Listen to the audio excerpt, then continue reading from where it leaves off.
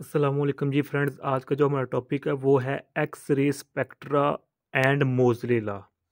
यानी कि इस लेक्चर में हम इस वीडियो में हम देखेंगे कि एक्स रे स्पेक्ट्रा है क्या, कि एक्स रे की कितनी टाइप एक्स रे है क्या, इसकी कितनी टाइप्स हैं, फिर इसको हम क्वांटम लेवल पर किस नज़र से इसको देखते हैं और ये हमारी हेल्प क्या करता है कि एटॉमिक स्ट्रक्चर में।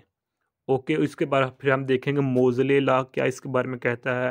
फिर बोहर एटॉमिक मॉडल का इस जायज़ा लेंगे इस लेक्चर में।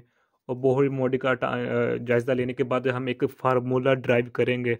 उस फार्मूला को हम देखते हुए जो भी एक्सरे का फ्रीक्वेंसी होती है इन एटॉमिक स्ट्रक्चर वो देखेंगे। ओके, ये सब चीज़ें हम इस वीडियो में देखने की कोशिश करेंगे। ओके, तो आइए स्टार्ट करते हैं अपने टॉपिक को बकायदा तौर पर। बिस्मिल्लाहिर्रहमानिर्रहीम, जज़ल्लाहु अन्ना मुहम्मदन मा हुवा अहलु। सबसे पहले हमें पता क्या होना चाहिए कि एक्सरे कहते किसे हैं।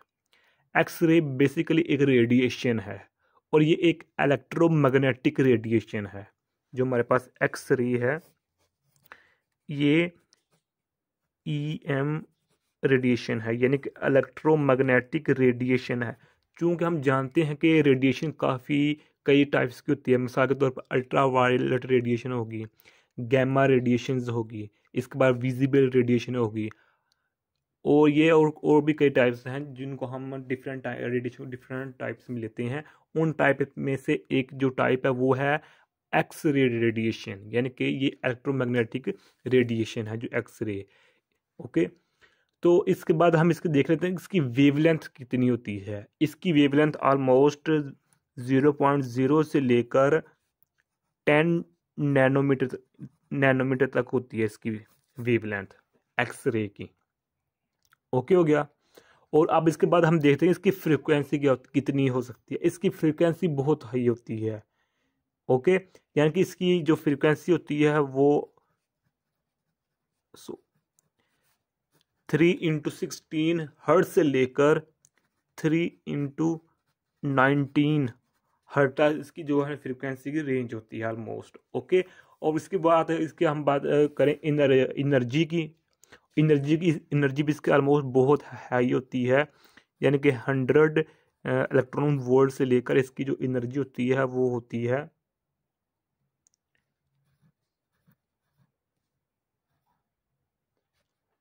सॉरी इधर किया ना था इलेक्ट्रॉन वोल्ट, यानी कि इसकी 1000 किलो इलेक्ट्रॉन वोल्ट तक। यानी कि ये देखें 1000, उसको हम वैसे ही लिख लेते, फिर ये इसका 3 जीरो होगी। यानी कि इसकी इतनी एनर्जी हाई होती है एक्सरे की, जिसकी वजह से ये बहुत ज़्यादा मशहूर है एक्सरे। ओके, इसी एक्सरे के बहुत ज़्यादा यूजेस हैं। ओके, इसकी वेवलेंथ कम होती है, फ्रीक्वेंसी और एनर्जी ज़्यादा होती है, जिसकी वजह से हम छोटे से छोटे पार्टिकल को मेजर करने के लिए एक्सरे को यूज़ करते रहते हैं। ओके हो गया। अब हम देखते हैं कि एक्सरे की टाइप्स कितनी हैं। एक्सरे को बेसिकली 2 टाइप्स में डिवाइड किया जाता है। एक डिवाइड किया जाता है कॉन्टिन्यूस एक्सरे में, कॉन्टिन्यूस एक्सरे होती है हमारे पास, और एक होती है हमारे पास डिस्क्रीट, हमारे पास डिस्क्रीट एक्सरे होती है। ओके, इसको हम अगर ग्राफ की शक्ल में लिखना चाहें तो हम ग्राफ को इस तरह लिख सकते हैं। अगर हम एक्सरे की दोनों टाइप्स के दरमियान एक्सरे के ग्राफ की मदद में लिखना चाहें तो इस तरह लिख सकते हैं। इधर हमारे पास एक्स एक्सिस पर हमारे पास वेवलेंथ होती है।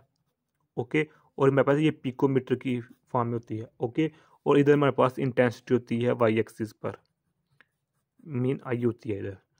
तो अगर हम इसका दोनों टाइप्स को, यानी कि कंटिन्यूस रे एक्सरे और डिस्क्रीट एक्सरे को ग्राफ की शक्ल में लिखना चाहे तो हम इस तरह लिख सकते हैं। सडनली फिर ये बिलो हो जाती है, यानी कि जो हमारे पास ये पार्ट होता है ना, ये वाला पार्ट, इसको हम ये थोड़ा सा इस तरह होता है, स्ट्रेट लाइन होता है थोड़ी। ओके, इतना पार्ट हमारे पास ये कंटिन्यूस एक्सरे का होता है एक्सरे। और जो हमारे पास ये पार्ट है यहाँ से लेकर यहाँ तक, ये हमारे पास होता है डिस्क्रीट। ये हमारे पास डिस्क्रीट एक्सरे का होता है पार्ट। ओके, ये बेसिकली हम एक्सरे को 2 टाइप्स में ही डिवाइड करते हैं। अब हम देखते हैं कि जो कॉन्टिन्यूस एक्सरे है, यानी कि जो ये हमारे पास ये स्ट्रेट लाइन आ रही है, ये क्या है, ये कैसे होता है, ये एक्सरे हमारे पास होती है। ओके, ये सपोज करें हमारे पास ये एक पॉजिटिव चार्ज है, पॉजिटिव चार्ज है। पॉजिटिव चार्ज का क्या मतलब होता है, यानी कि जिसको हम दूसरे फार्मूले में कह रहे हैं न्यूक्लियस है, यानी कि ये हमारे पास क्या है, न्यूक्लियस है। न्यूक्लियस को हम जानते हैं कि ये पॉजिटिव चार्ज का प्रोडक्ट है, कि मजमुआ है। ओके हो गया। अब जब यहाँ से कोई भी हम इलेक्ट्रॉन को इधर से गुजारेंगे, इसके पास से गुजारेंगे, तो जो जो इलेक्ट्रॉन होगा, ये इसका स्पेक्ट्रम यानी इलेक्ट्रॉन का ये दो पार्ट्स में डिवाइड हो जाएगा, एक फोटोन की शक्ल में और एक सीधा पार्ट चला जाएगा। ओके हो गया। दोबारा अगेन सुन लीजिएगा कि जब हम इलेक्ट्रॉन को किसी भी पॉजिटिव चार्ज के प्रोडक्ट से, यानी दूसरे लफ्ज़ में ये कह लें, जब भी इलेक्ट्रॉन को न्यूक्लियस के पास से गुजारते हैं, इसके बहुत नज़दीक से गुजारते हैं, तो हम एक फोटोन शक्ल में हासिल करते हैं चीज़ को, और एक हम स्ट्रेट लाइन में हासिल कर लेते हैं। ओके हो गया। तो या इससे हमारे पास जो ये होती है ना, ये वाली चीज़ से, इस प्रोसेस से हमारे पास हम हासिल करते हैं। ओके हो गया। अब अगर हम इसके दरमियान फार्मूला लिखना चाहें कि हमारे पास, अच्छा एक और बात इसमें ऐड कर लीजिएगा कि जितनी ज़्यादा एनर्जी इसकी होगी, उसी हिसाब से जो हमारे पास स्पेक्ट्रम होगा यहाँ से इस फोटोन का हासिल होना, वो ये होगा कि ये जो हमारे पास फोटोन हासिल हो रहा है, ये बेसिकली हमारे पास एक्स रे हासिल हो रहा होता है। जब भी इलेक्ट्रॉन किसी भी न्यूक्लियस के पास से गुजरता है, नीयर से गुजरता है, नीयर ऑफ न्यूक्लियस से गुजरता है, यानी बहुत नज़दीक से गुजरता है इलेक्ट्रॉन, तो जो इससे हासिल होने वाला जो पहला पार्ट होता है फोटोन, उसको हम एक्स रे कहते हैं, और उसी एक्सरे को हम कंटिन्यूस एक्सरे कहते हैं, जो ये हमने देखा इतना पार्ट, ये वाला। ओके, इसी को हम क्या कहते हैं, कंटिन्यूस एक्सरे कहते हैं। अब इसमें देखें कि अब ये ऐसा नहीं होगा कि जब भी कोई इलेक्ट्रॉन न्यूक्लियस के पास से गुजरेगा तो वो यानी कि एक्सरे ही शो करेगा, बल्कि इधर विजिबल रेडिएशन भी शो हो सकती हैं, अल्ट्रा वायलेट भी रेडिएशन हो सकती हैं, गैमा रेडिएशन भी शो हो सकती है। वो डिपेंड करती हैं इलेक्ट्रिक पोटेंशियल एनर्जी पर, कि किस एनर्जी के साथ जो इलेक्ट्रॉन है वो पास कर रहा है न्यूक्लियस के पास। ओके, अगर मिसाल के तौर पर इसकी एनर्जी बिलो है, क्या पता यहाँ से हासिल होने वाला जो फोटोन है, यानी एक्सरे है, वो विजिबल हो या अल्ट्रा वायलेट हो। अगर इसकी एनर्जी बहुत ज़्यादा है, तो क्या पता जो एक्सरे से अगला नेक्स्ट पार्ट है वो गैमा रेज हो।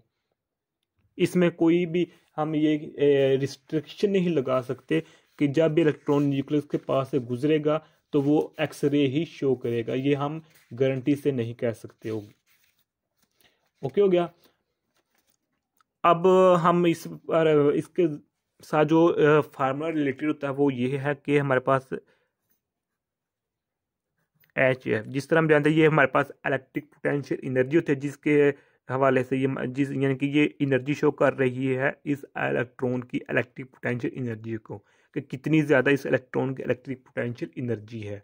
और ये हमारे पास क्या होता है, ये प्लांक्स कांस्टेंट होता है, इसकी एनर्जी फिक्स्ड होती है, और ये हमारे पास वेव फ्रीक्वेंसी है।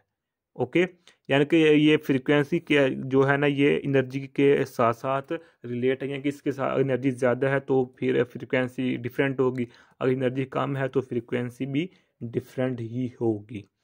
अगर हम फिर इसको मज़ीद डिफाइन करना चाहें तो ये हम जानते हैं कि इलेक्ट्रिक पोटेंशियल एनर्जी तो इलेक्ट्रॉन वोल्ट होता है, और हमारे पास इसको हम इस तरह लिख सकते हैं। ओके हो गया, इस फॉर्म को हम इस फॉर्म में लिख सकते हैं।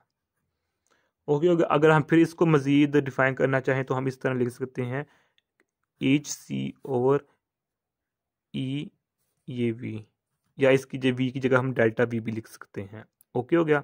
और ये मेरे पास जो लैम्डा होता है, ये मेरे पास मिनिमम लैम्डा होता है, मिनिमम, और ये मेरे पास फ्रीक्वेंसी होती है मैक्सिमम होती है। E is equal to H F maximum है, और जब इसको हम इस कन्वर्ट करेंगे तो इसमें हम मिनिमम लिखेंगे। क्यों? क्योंकि हम जानते हैं कि इनडायरेक्ट रिलेशन होता है फ्रीक्वेंसी और वेवलेंथ के दरमियान। ओके हो गया। तो ये हमारे पास एक फार्मूला जनरेट होकर आ जाता है।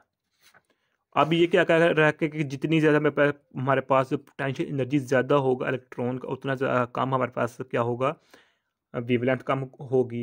और जितनी कम हमारे पास पोटेंशियल एनर्जी होगी इस इलेक्ट्रॉन की, उतनी ज़्यादा हमारे पास वेवलेंथ होगी। ओके हो गया। अब हम इसका जो नेक्स्ट पार्ट है, अच्छा एक और बात जिस तरह मैंने इधर अर्ज किया आप लोगों से कि जो जितनी ज़्यादा एनर्जी होगी उसी हवाले से जो हमारे पास फोटोन इमिट होगा वो मुख्तलिफ रेडिएशन के पार्ट में जाएगा। अगर एनर्जी कम है तो क्या पता वो अल्ट्रा वाला रेडिएशन हो, इससे इमिट हो ये वाली, क्या पता हमारे पास वो विजिबल लाइट इमिट हो इस एनर्जी के हवाले से। अगर एनर्जी ज़्यादा है तो हमारे पास एक्सरे इमिट होगी। अगर एनर्जी रे उससे भी ज़्यादा है तो इससे हमारा यहाँ जो फोटोन इमिट होगा वो हमारे पास गैमा रेज होगी। वो डिपेंड करती है इस इलेक्ट्रिक पोटेंशियल एनर्जी पर इलेक्ट्रॉन की, कि ये किस सोर्स से कितनी एनर्जी लेकर आ रहा है और न्यूक्लियर के पास से गुजर रहा है। ओके हो गया। अब दूसरी बात ये है कि जो ये फोटोन इमिट हो रहा है ये इस न्यूक्लियस की स्ट्रक्चर पर डिपेंड नहीं करता। ओके हो गया। ये डिपेंड करता है on the electric potential energy of the electron. अब इसका जो नेक्स्ट पार्ट है वो हम नेक्स्ट वीडियो में देखेंगे। अस्सलाम वालेकुम वरहमतुल्लाहि वबरकातुहू।